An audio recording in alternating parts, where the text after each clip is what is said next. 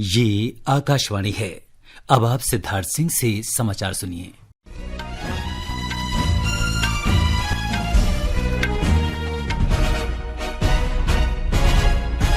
खेल मंत्री मनसुख मांडविया ने कहा है कि भारतीय ओलंपिक संघ ने पेरिस ओलंपिक में पहलवान विनेश फोगाट को अयोग्य करार देने पर विश्व कुश्ती संघ में विरोध दर्ज कराया है। श्री मांडविया ने आज लोकसभा में कहा कि सरकार विनेश को सभी प्रकार की सहायता प्रदान कर रही है। उन्होंने कहा कि प्रधानमंत्री नरेंद्र मोदी ने भारतीय ओलंपिक संघ की अध्यक्ष पीटी उषा से बातचीत की।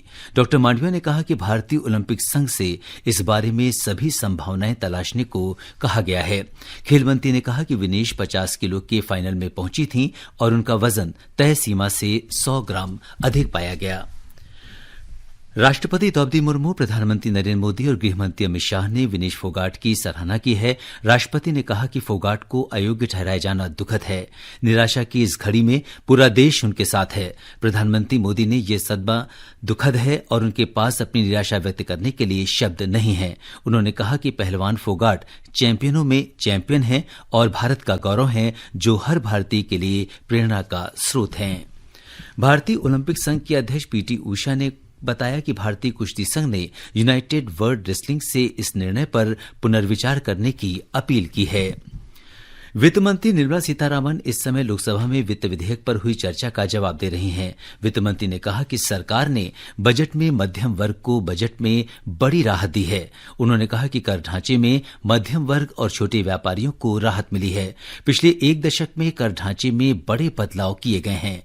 इससे पहले चर्चा के दौरान भाजपा के जगदम्बिका पाल ने कहा कि वित्त विधेयक देश को विकसित राष्ट्र बनाने के लिए बजट में निर्धारित लक्ष्यों को प्राप्त करने में मदद करेगा। कांग्रेस के मोहम्मद हमदुल्ला सईद ने आरोप लगाया कि सरकार कॉरपोरेट्स को अधिक छूट दे रही है और लोगों की तुलना में कॉरपोरेट्स की कर देनदारियां कम हैं।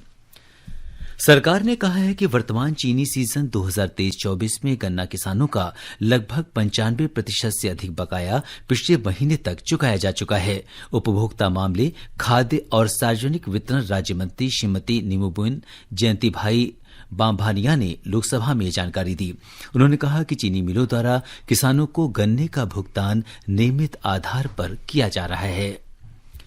सरकार ने कहा है कि देश में 1700 से अधिक रेलवे स्टेशनों पर कुल 1936 एक स्टेशन एक उत्पाद आउटलेट काम कर रहे हैं। रेल मंत्री अश्विनी वैष्णव ने लोकसभा में कहा कि कुल 67,979 प्रत्यक्ष लाभार्थी इस योजना का लाभ उठा रहे हैं। रेल मंत्री ने बताया कि मार्च 2022 से जुलाई 2024 की अवधि में इन आउटलेट्स की कुल बिक्री 79 करोड़ रुपए से अधिक रही।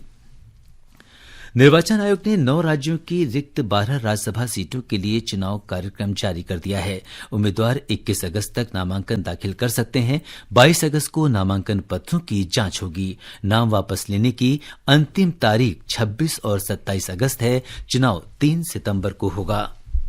बांग्लादेश में भारतीय उच्चायोग ने सभी भारतीय नागरिकों को पूरी सतर्कता बरतने की सलाह दी है। उच्चायोग ने कहा है कि भारतीय नागरिक अनावश्यक कहीं आने जाने से बचें और घरों में ही रहें। आपातकालीन स्थिति में सहायता के लिए उच्चायोग ने कई 24 घंटे काम करने वाले टेलीफोन नंबर जारी किए हैं। ये नंबर है 880-193-74005, 91-880-181-465-4797। कोलंबो में श्रीलंका ने भारत के साथ तीसरे और अंतिम एकदिवसीय अंतर्राष्ट्रीय मैच में ताजा समाचार मिलने तक 41वें ओवर में 4 विकेट पर 192 रन बना लिए हैं। श्रृंखला में श्रीलंका 1-0 से आगे है। पेरिस ओलंपिक में महिला कुश्ती में 53 किलोग्राम के क्वार्टर फाइनल में अंतिम पंघाल को हार का सामना करना पड़ा। टेबल टेनिस में महिला टीम को जर्मनी से 3-1 से हार का सामना करना पड़ा। भाला फेंक में अनुरानी फाइनल में जगह नहीं बना सकी। मैराथन रेस वॉक की मिक्स्ड रिले स्पर्धा में प्रियंका और सूरज पवार क्वालिफाई नहीं कर सके। भारोत्तोलन में आज रात 11 बजे 49 किलोग्राम के फाइनल में मीराबाई चानू अपनी चुनौती पेश करेंगी। 3000 मीटर स्टीपल चेस के फाइनल में अविनाश साबले आज देर रात अपनी दावेदारी पेश करेंगे। इसके साथ ही ये समाचार बुलेटिन समाप्त हुआ।